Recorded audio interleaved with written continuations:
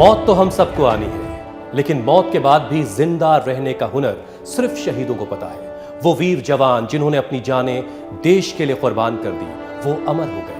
आज 26 जुलाई है, देश करगिल विजय दिवस मना रहा है। आज का दिन हर एक हिंदुस्तानी के लिए बहुत ही गौरव भरा दिन है। आज ही के दिन देश के वीर जवानों ने करगिल की ऊंची ऊंची पहाड़ियों से देश के दुश्मनों को खदेड़ भगाया था। 4341. Number 3, hearing 0464 with.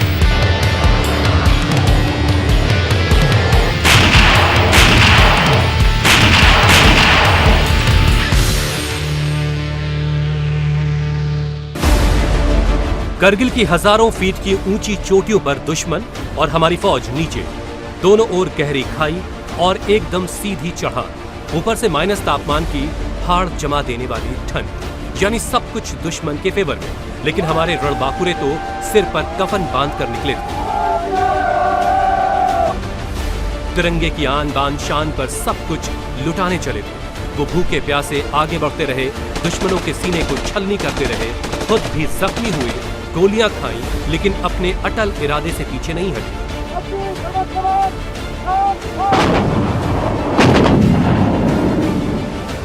दुनिया की सबसे ऊंची चोटी पर हुई जंग में पाकिस्तान को मुंह की खानी पड़ी और हमारी सेना ने ये एक बार फिर साबित किया कि वतन की तरफ आंख उठाने वालों का क्या अंजाम होता है।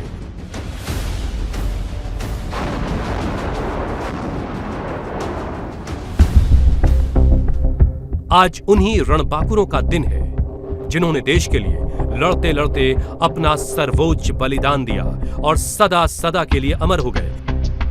आज करगिल विजय दिवस की 23वीं सालगिरह देश मना रहा है। इस मौके पर हम आपके लिए लेकर आए हैं करगिल के जाबाजों की 10 अनसुनी कहानी। कैप्टन सौरव कालिया 1998 में आईएमएस से ट्रेनिंग के बाद फरवरी 1999 में 4 जाट रेजिमेंट में हुई पहली पोस्टिंग। 3 मई 1999 को एक चरवाहे ने करगिल की चोटी पर पाकिस्तानी हथियारबंदों को देखने की खबर इंडियन आर्मी को दी। 14 मई को कैप्टन कालिया 5 जवानों के साथ पेट्रोलिंग पर निकले। कैप्टन कालिया और उनके साथियों ने जमकर मुकाबला किया। एम्यूनेशन खत्म होने पर पाकिस्तानियों ने उनको बंदी बना लिया। कैप्टन कालिया का शव उनके घर शत विक्षत अवस्था में पहुंचाया गया। उनकी सिर्फ आईब्रो बची थी जिससे उनकी पहचान हुई। कैप्टन कालिया पहली पोस्टिंग के 4 महीने बाद ही शहीद हो गए। पहली सैलरी उनकी शहादत के बाद घर पहुंची। तिरंगा थाम के निकले थे और तिरंगे में लिपटकर वापस घर आए कैप्टन कालिया। कैप्टन कालिया का परिवार उन्हें कभी वर्दी में नहीं देख पाया। करगिल के शेरशाह कैप्टन विक्रम बत्रा 6 दिसंबर 1997 को आर्मी में कमीशन हुए और जून 1999 में ही करगिल युद्ध में कूद पड़े। 20 जून 1999 को .5140 की चोटियों पर तिरंगा लहराकर नारा दिया, ये दिल मांगे मोर, और .4875 की जंग के लिए निकल पड़े। फेस टू फेस वॉर में कैप्टन बत्रा ने 5 पाकिस्तानी जवानों को ढेर कर दिया। उनके एक जवान को गोली लग गई। कैप्टन बत्रा जानते थे कि वो अगर शव लेने जाएंगे तो उन पर हमला हो जाएगा। उनके साथी ने चेतावनी भी दी। कैप्टन बत्रा ने कहा, आप डरते होंगे, मैं तो अपने साथी को उठाने जा रहा हूं। कैप्टन बत्रा उस जवान तक पहुंचे। उन्होंने जैसे ही उसे सिर की तरफ से उठाना चाहा, एक गोली विक्रम को सीधे आकर लगी और वो शहीद हो गए। कैप्टन विक्रम बत्रा को मरणोपरांत सेना का सर्वोच्च सम्मान परमवीर चक्र दिया गया। कैप्टन मनोज पांडे 1997 में इंडियन आर्मी में भर्ती हुए। इंटरव्यू में सेना में भर्ती के सवाल पर मनोज ने जवाब दिया था, परमवीर चक्र जीतने के लिए सेना में भर्ती होना चाहता हूं। कैप्टन मनोज साथियों से कहते थे कि अगर मेरे फर्ज की राह में मौत रोड़ा बन जाए तो कसम से मैं मौत को भी मार दूंगा। साल 1999 की करगिल की जंग लड़ी।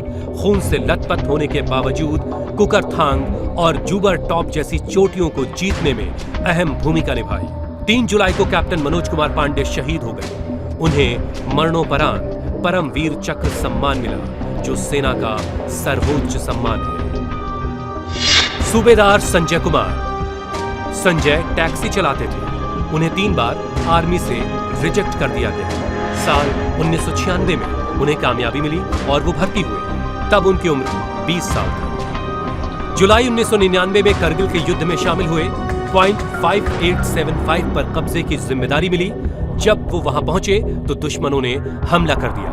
संजय समझ गए कि जब तक दुश्मन के बंकर तबाह नहीं होंगे तब तक जंग जीतना मुमकिन नहीं होगा। सूबेदार संजय ने गोला फेंका और दुश्मन का बंकर तबाह कर दिया। तब तक उन पर दूसरी तरफ से दुश्मनों ने अटैक कर दिया। संजय पीछे नहीं हटे और आगे बढ़ते रहे। फेस टू फेस वॉर में 3 दुश्मनों को मार गिराया। संजय बुरी तरह से जख्मी हो गए थे, लेकिन अपने हौसले के बूते उन्होंने पॉइंट 5875 पर तिरंगा फहराया। सूबेदार संजय को उनकी बहादुरी के लिए सेना का सर्वोच्च सम्मान परमवीर चक्र मिला।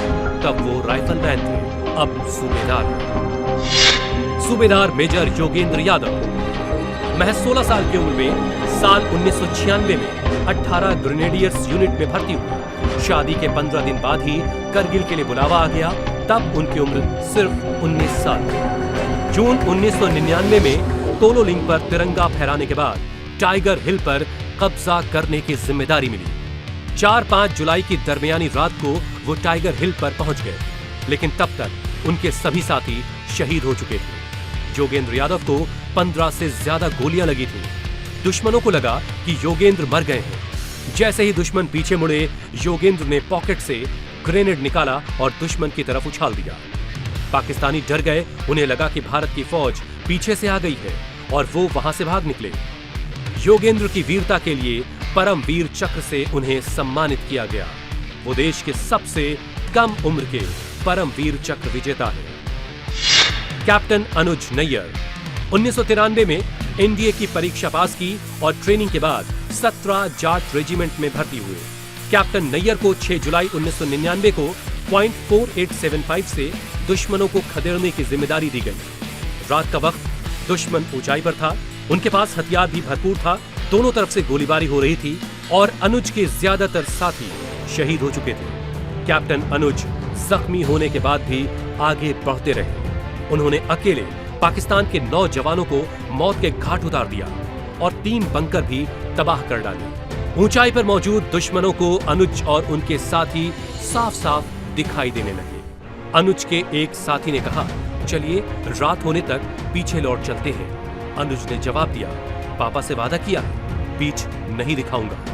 अनुज जैसे ही चौथे बंकर पर अटैक के लिए आगे बढ़े, उनके ऊपर एक गोला गिरा और वो शहीद हो गए। कैप्टन अनुज को मरणोपरांत महावीर चक्र सम्मान से नवाजा गया।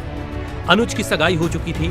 युद्ध के लिए जाते वक्त उन्होंने अपनी सगाई वाली अंगूठी अपने ऑफिसर को ये कहते हुए दे दी कि किसी भी कीमत पर ये दुश्मन के हाथ नहीं लगनी चाहिए। कैप्टन विजयंत थापर साल 1998-99 में 2 राजपुताना राइफल्स में विजयंत कमीशन हुए। तोलो लिंक जंग की जिम्मेदारी कैप्टन विजयंत को मिली।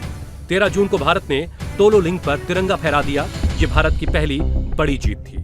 इसके बाद विजयंत की टीम को नॉल एंड नोल हिल और 3 पिंपल्स से दुश्मनों को खदेड़ने का टास्क दिया गया। कैप्टन थापर अपनी टीम के साथ दुश्मन के मोर्चे के करीब पहुंच गए। विजयंत दुश्मन की पोस्ट से सिर्फ 15 मीटर की दूरी पर थे। कुछ देर के लिए दोनों तरफ से फायरिंग थमी तो विजयंत को लगा कि दुश्मन पर अटैक करने का ये सबसे बेहतर मौका है। कैप्टन थापर ने जैसे ही अपनी पोजीशन ली, दुश्मन की गोली उनके सिर के आर पार हो गई। विजयंत शहीद हो गए, लेकिन आखिरी सांस लेने से पहले उन्होंने जीत की बुनियाद रख दी थी। दुश्मन के 18 बंकर तबाह करने वाले नायक दिगेंद्र कुमार साल 1985 में 2 राजपुताना राइफल्स में भर्ती हुए। 1999 में करगिल जंग में शामिल हुए। शुरुआत तोलो लिंक पर चढ़ाई के साथ हुई। दोनों तरफ से अंधाधुंध गोलीबारी हो रही थी। 6 गोलियां दिगेंद्र को भी लगी थी। दिगेंद्र ने अपनी जान की परवाह किए बगैर आगे बढ़ने का फैसला किया और अकेले पाकिस्तान के 18 बंकरों को तबाह कर डाला। 13 जून 1999 को दिगेंद्र ने तोलो लिंक की पहाड़ी पर भारत का झंडा फहरा दिया। दिगेंद्र को उनकी बहादुरी के लिए महावीर चक्र से नवाजा गया। लेफ्टिनेंट कीशिंग क्लिफोर्ड 1996-97 में 12 जैक लाइट इन्फेंट्री में कमीशन हुए। 30 जून 1999 को उनकी टीम को .4812 पर कब्जा करने की जिम्मेदारी मिली। कीशिंग और उनकी टीम ने दुश्मनों पर धावा बोल दिया। कीशिंग ने अकेले 6 पाकिस्तानी जवानों को मार गिराया। इसी दौरान वो गंभीर रूप से जख्मी हो गए। उन्हें पीछे हटने के लिए कहा गया, लेकिन उन्होंने इनकार कर दिया। कीशिंग अपनी आखिरी सांस तक दुश्मनों से लड़ते रहे। 1 जुलाई को जब वो शहीद हुए तब .4812 पर तिरंगा लहरा रहा था। कीशिंग को मरणोपरांत महावीर चक्र से सम्मानित किया गया। Major DP Singh. सीडीएस की परीक्षा पास करने के बाद मेजर डीपी सिंह ने 1995 में आईएमए ज्वाइन की। डीपी सिंह 25 साल की उम्र में 1999 में करगिल की जंग में कूद पड़े और 13 जुलाई 1999 को अखनूर सेक्टर में जंग लड़ते हुए जख्मी हो गए।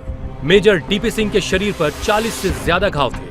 उन्हें अस्पताल ले जाया गया तो डॉक्टरों ने उन्हें मृत घोषित कर दिया। कुछ देर बाद एक सीनियर डॉक्टर को एहसास हुआ कि जिसे मृत घोषित किया गया है उसकी सांसें चल रही हैं। डीपी सिंह का इलाज दोबारा शुरू हुआ और उन्हें बचा लिया गया, लेकिन उनका एक पैर काटना पड़ा। मेजर डीपी सिंह अब पूरी दुनिया में ब्लेड रनर के नाम से फेमस है। 4 बार Guinness book of world records में अपना नाम दर्ज करवा चुके हैं मेजर डीपी सिंह। अगर आपको ये वीडियो पसंद आया हो तो YouTube पर हमें सब्सक्राइब कीजिए, Instagram, Twitter और Facebook पर हमको फॉलो कीजिए। जय हिंद।